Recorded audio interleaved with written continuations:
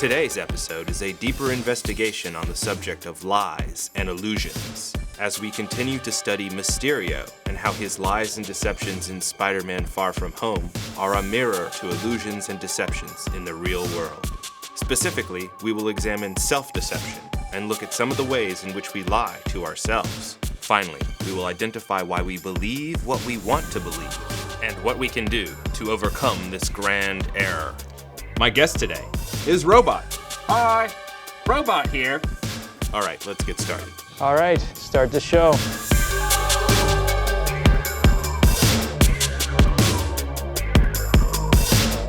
Open your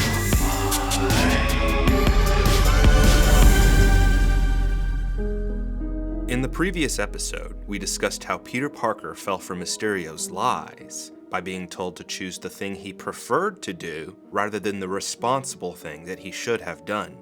I want to talk about this scene because it's an excellent example of a predicament that resides in most individuals in which they are not taught to identify a certain susceptibility in themselves to be fooled. And that's because this scene is an example of the concept of preferences and how one can be deceived by being unaware of their own preferences. What? What is preferences? Preferences refer to several concepts that may take time to comprehend. Primarily, preferences refer to an aspect of an individual's mind in which conditioning and subjective life experience have shaped their point of view in a nature to which they are often not aware. Preferences shape our choices in life as we make subjective evaluations of decisions to decide on any action. What you choose to do or what you choose to think is all filtered through your preferences. The concept of preferences is discussed in several disciplines of philosophy and spirituality. The reason that this is relevant and useful to you is because if you cannot see your preferences, then you cannot see the flaws in your own point of view, and as such, you are setting yourself up to be deceived. The Greek philosopher Plato said that the worst of all deception is self-deception. Of all forms of deception, self-deception is the most deadly, and of all deceived, the persons self-deceived are least likely to discover the fraud. So knowing this, how exactly do we deceive ourselves? And how is self-deception one of the greatest dangers that we do not realize? Mr. Stark gave me the chance to be more. He wanted me to be better than him. And Fury just wants me to live up to that. What do you want, Peter? What do you mean? What do you want?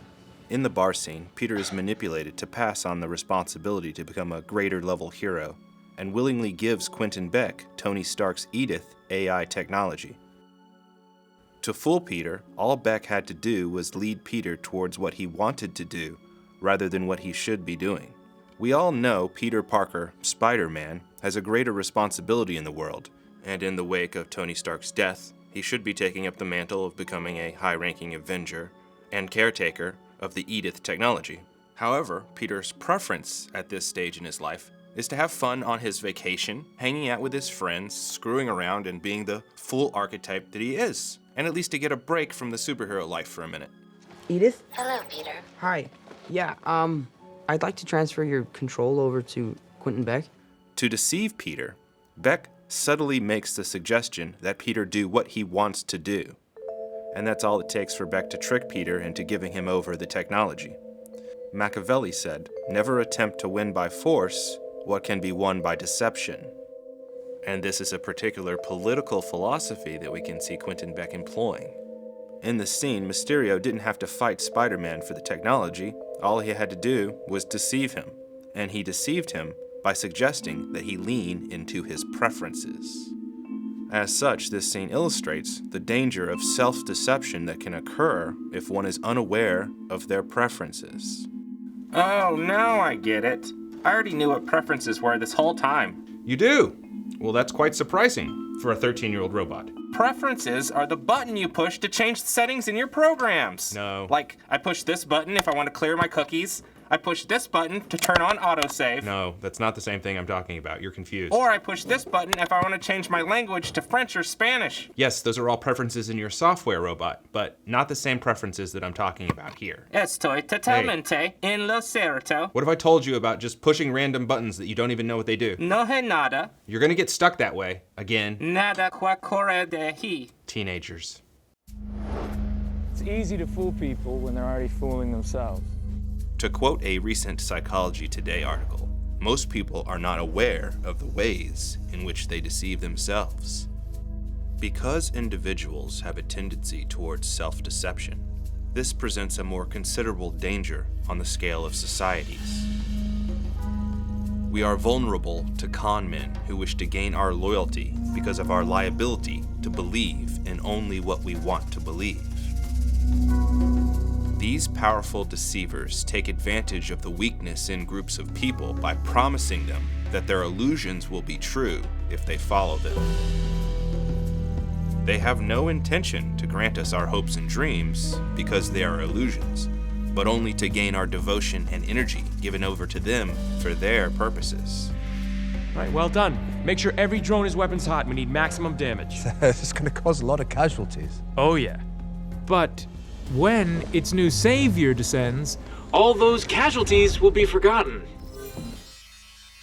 Dado cuero engaño es un gran problema. Como no hacernos? Me refiero a otras personas. Yo no por supuesto. Obviamente son otras personas. ¿Cuál tiene este problema? Excellent question, robot. So how do we recognize our self-deception? To understand the concept of preferences, it is perhaps critical for a person to understand that we have not but one mind, but a multi-dimensional consciousness. For this discussion, we can break the mind into 3 different dimensions, visualized here by a pyramid of consciousness. To the right of the pyramid, we have the conscious mind. This is the physical brain, the part of you that is listening to me talk right now and thinking and processing and learning as you watch this. This part of you contains thoughts, memories, feelings which you are consciously aware of right now. This is the part of you that's in control, that has the choice to use its free will to choose to take an action on any decision. To the left of the pyramid, we have the subconscious mind. This is the lower mind that operates independently and does all of its thinking without your conscious mind needing to worry about it. This part contains its own thoughts, memories, feelings, and wishes outside of your conscious awareness. It is where the emotions begin and where unconscious fears live. It contains thoughts that are communicated to the conscious mind even though we are mostly not aware of them. This part of the mind has been trained from all the experiences that you've had since birth. It contains habits and preset reactions to events. This is where your preferences are coming from. The shadow self, the child self, the part of you traumatized by early life events, all live here in the subconscious mind. Now, the subconscious is, of course, something that could be studied for all of one's life, so I'm only ever offering you this most brief of explanations. What's important to understand is that the subconscious is influencing you heavily all the time. All your beliefs, fears, and hopes from early life are held in your subconscious, making up your preferences. This part of you may even influence you to become afraid of this very concept. Turn off this video and never watch this channel again, even though your conscious mind doesn't even know why you think that. See, there is a preference here that you need to identify in order to know why you're afraid. Another quick example, you may want to lose weight, and you choose to take up exercising and eating right in order to do that. But your subconscious mind might be sabotaging your conscious plans because your subconscious mind has a childhood belief installed in it that you can never lose weight, and it will convince you to give up trying too soon. Your conscious mind would have to do real investigating to become aware that you even have that subconscious belief, because it may only be a feeling that you can't yet identify. Then there is the superconscious mind. This is the part of the mind that is the mind beyond the mind.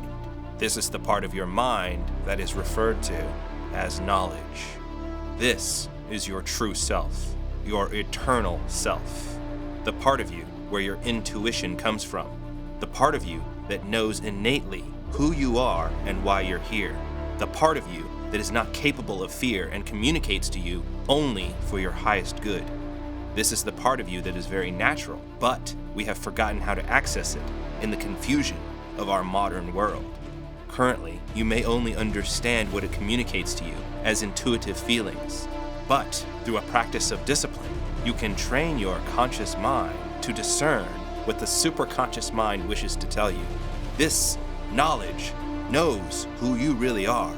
It contains your authentic self, and it guides you towards who you really are and what you must do to achieve your purpose.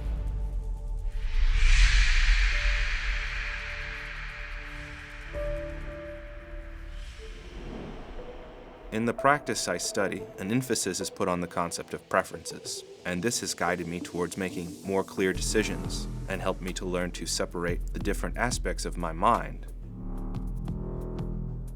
Francis Bacon said, "People prefer to believe what they want to be true."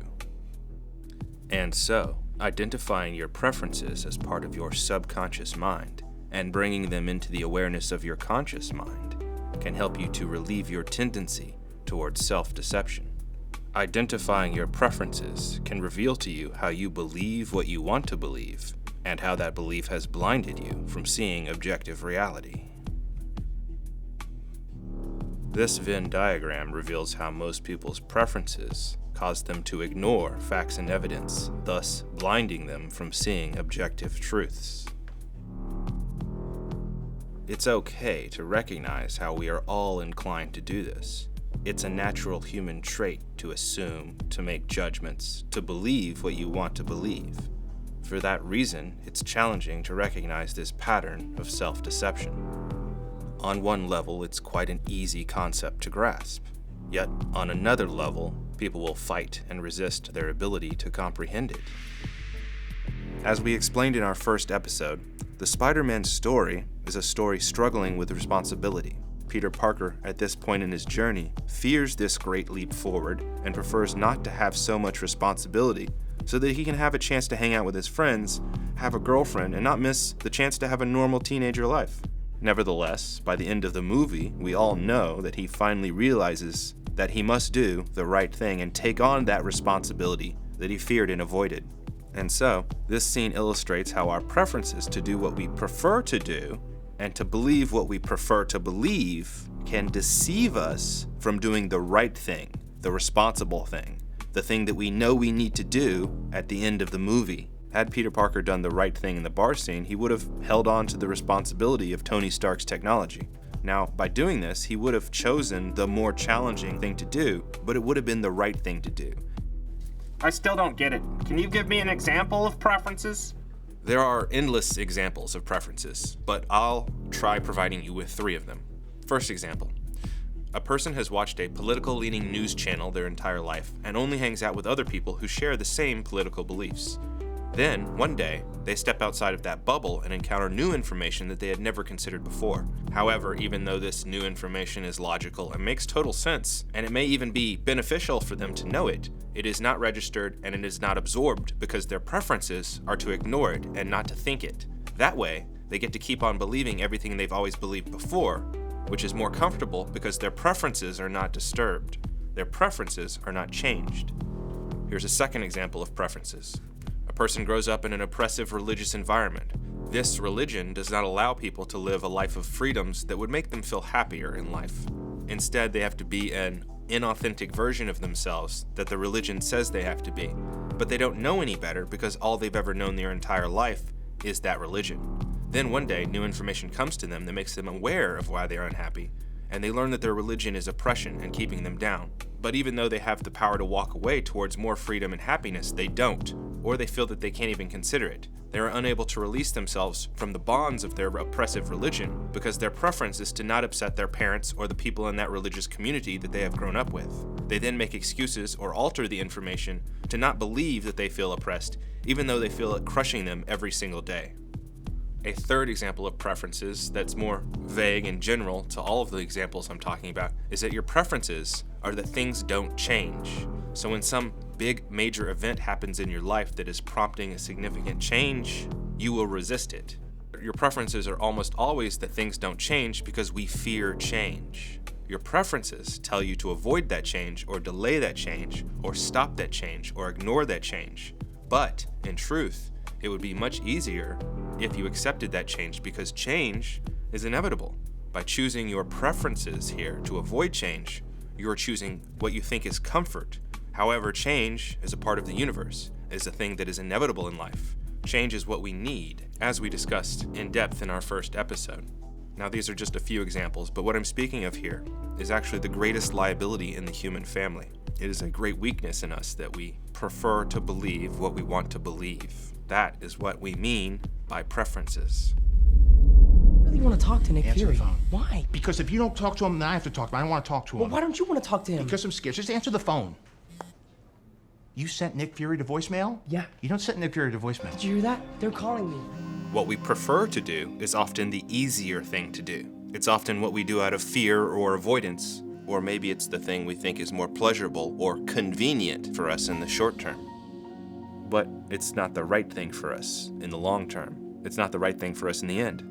Deep down in some mysterious part of us, we know that we need to do the right thing. And that part of us that speaks to us is different than the part of our mind that holds our preferences. Often it's a challenge to do the right thing and see clearly to make the right decisions because our preferences can deceive us. Preferences can be found in the part of our mind that holds the things we hope for, the things we assume, the things we are afraid of, the things we think we know but never question where these thoughts came from, the things our society and culture tells us but we never question, the beliefs and values we hold based on things we hope for, our habitual judgments of all things.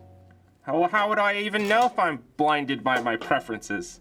For practically every individual, it is never in your preference to challenge your preferences. And so, if you've never had a radical life change, if you've never completely changed your mind on something you used to think, then there is evidence you should investigate that you have preferences that you are not aware of. Perhaps people would have an easier time recognizing their preferences if they did not intentionally surround themselves only with other people of the same mind. People seek to create an environment that is agreeable to their beliefs, so they surround themselves with people who generally accept their viewpoint and will confirm their prejudices. Marshall V.N. Summers, The New Message. Let's look at another angle to strengthen this concept. In the language of screenwriting, many writers utilize the notion of something called want versus need. This term refers to storytelling where the main character has a want and a need, but they're often confused and not the same thing. What's the difference? Sounds like the same thing to me. Doesn't make sense. A want is something your character desires initially because they believe that it will bring them happiness. In my story, my character wants a monster truck and to become a rock star, which sounds like the right thing to want. So why does he need anything else? A need is something greater. A need is what the character must do to achieve their purpose. Their need ends up being the lesson they needed to learn to overcome their inner struggle and achieve true happiness. And you will often see the need realized in the end of the story, only after failing to realize it earlier. For example, Peter Parker's want is to have a normal life and play with his friends and avoid so much of the responsibility that's suddenly become this burden to him. But by the end, he realizes that his need is to become an Avenger and hold up the responsibility of protecting the world at all times. He learns that his need is the only thing that can bring him true happiness. And this lesson is not just something that happens in movies. This is a reflection of true life as well. So you can draw a correlation. The character's wants are usually his preferences, but not what he truly needs. Oh, okay, I get it. Okay, so then I'll make it that my character's needs are to get abs and learn to be cool, thus achieving his wants of a monster truck and becoming a rock star. Perfect story. No, I think actually those are all preferences for the most part, Robot. But you know what? It's okay to be confused. This is a concept that can take time to understand because you have to integrate it along with everything that you're used to thinking. Aiuto, le mie preferenze sono italiane. Non riesco a leggere italiano, però terre ed essere. Well, Robot didn't understand preferences this whole time, and now his preferences are stuck in Italian. So, No so cosodico. I'll conclude with this. How could you do all of this? You'll see, Peter. People need to believe. And nowadays, they'll believe anything. So now, knowing this great but natural flaw in most people, how can we prevent ourselves from deception, self-deception, and from being conned? First, we must challenge ourselves to become aware of our preferences and make it a regular practice to do so when making decisions. Becoming aware of one's preferences is not something done at one moment or even 1 year, but must be evaluated consistently throughout all of life. Anytime you are making a choice or trying to decide on the right thing to do, it is always best to go with the feeling in your gut, your intuition, your innate knowledge. But at the same time, you will likely feel torn and pulled in two directions because your preferences are telling you to do otherwise. Knowledge will always guide you towards what you truly need. However, learning to discern your preferences from the whispers of the intuition and higher aspects of yourself is a process that takes a special practice and the subject of a much larger discourse. Learning to discern your preferences can be challenging, even painful, because it can cause one to step outside the bubble of their culture and region of believing what everyone else around them has always been believing. Unfortunately, most people go their whole lives never questioning their preferences, never asking why people around them think what they think and why they agree with what everyone else thinks. Most people make assumptions and judgments based on their preferences and the preferences of their culture, but not based on objective reality. They have learned to trust in their preferences over their intuition. As a result, they are self-deceived, and because of this, they cannot tell truth from lies, and so they are liable to be deceived on a mass level. We don't see things as they are, we see them as we are. Adayas nin. What this means is that we see our preferences instead of the truth. This means that our preferences blind us from seeing reality as it actually is. And when you combine all of the people doing this on a collective level, it means that we are not yet aware of the human condition in which we deceive ourselves. It remains in what Carl Jung called the collective shadow. We are not mindful of how we are blinded by our preferences, and so we are not aware of how we are vulnerable to mass deception.